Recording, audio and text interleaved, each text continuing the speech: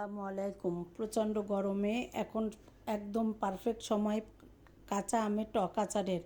আর আমি কিছুদিন আগে একটা রিলস ছেড়েছিলাম, আমি আম কেটে ধুয়ে পরিষ্কার করে রোদে শুকিয়ে নিয়ে আর আজকে আমি টক আচারটা বানাবো। আর রোদে শুকিয়ে যারা আচার বানান তারা এখনই বানানোর কিন্তু একদম সঠিক সময়। আমি এখানে আম নিয়ে আর আচারের মশলাগুলো নিয়ে নিয়েছি, সব ধুয়ে পরিষ্কার করে নিয়েছি। এবার চুলায় একটা পাত্র দিয়ে আমি 6টা শুকনা মরিচ দিয়ে পাঁচফোড়ন, সরিষা, জিরা সব কিছু আমি কিন্তু ধুয়ে নিয়ে শুকিয়ে নিয়েছি। এবার হালকা তাপে একটু ভেজে নিয়ে আমি এবার এটাকে নামিয়ে নিচ্ছি। নামিয়ে চুলায় রেখে নামিয়ে ঠান্ডা হতে দিয়ে এবার আচার করার যে মেইন উপকরণ সরিষার তেল দিয়ে দিলাম প্যানে। দিয়ে এখানে আমি বোম্বাই মরিচ 10টার মতো নিয়েছি, সবুজ আর লাল নিয়েছি। আর এখানে আমি 1.5 কাপের মতো দেশি রসুন কেটে ধুয়ে বেছে একটু শিলে থেতো করে নিয়েছি। এবার একটু আমি নাড়াচাড়া করে হালকা একটু রসুনের গায়ের রসটাকে টানিয়ে নিব, নিয়ে আমি চুলা থেকে নামিয়ে রেখে দিব।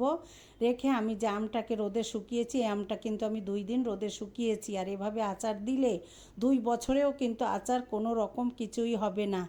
আর এখানে কোনো রকম ভিনেগারেরও প্রয়োজন নেই। আমি এবার একটা পাত্র নিয়ে একে একে লাল মরিচের গুঁড়া, হলুদের গুঁড়া, ভাজা জিরার গুঁড়া, স্বাদমতো লবণ, একটু বিট লবণ দিলাম।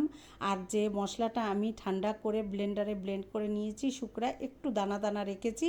এবার এই উপকরণগুলো সবই দিয়ে দিলাম। আর আচারে লবণ আর ঝালটা একটু বেশি দিতে হয়। এবার হাতের সাহায্যে খুব ভালো করে মশলাগুলোকে মাখিয়ে মিশিয়ে নিচ্ছি। আর খুব ভালো করে মিশিয়ে নিয়ে পর্যায়ে যে আমি আমটা শুকিয়ে নিয়েছি, এই আমটা এখানে দিয়ে আমি যে তেল, রসুন আর বোম্বাই মরিচ তেলে একটু ভেজে রেখেছিলাম এটা দিয়ে খুব ভালো করে মাখিয়ে নিচ্ছি। খুব ভালো করে যত ভালো মাখানো হবে আচারটা ততটাই সুন্দর হবে। এইভাবে কিন্তু আমি আরও 2 দিন রোদ্রে দিয়েছি। তো রোদ্রে দেওয়ার পরে এবার আমি একটা কাচের বয়ম, আর আচার সবসময় কাচের বয়মেই সংরক্ষণ করতে হয়, তাহলে কিন্তু আচারটা খুব ভালো থাকে। এবার আমি বয়মে আচারগুলো দিয়ে আমি একটু সরিষার তেল গরম করে একদম আচারের উপর পর্যন্ত তেল দিয়ে 2-1 দিন রোদে দিব। আর এইভাবে কিন্তু 2 বছর পর্যন্ত আচারটা ভালো থাকবে। আর আমি এভাবেই কিন্তু টক আচার বানাই। কেমন হলো, আপনারা কে কীভাবে আচার বানান কমেন্টের মাধ্যমে জানাবেন। আর আমার আচারটা কেমন হলো পুরো ভিডিও দেখে জানাবেন। সবাই অনেক ভালো থাকবেন আর আমার জন্য দোয়া করবেন। আসসালামু আলাইকুম।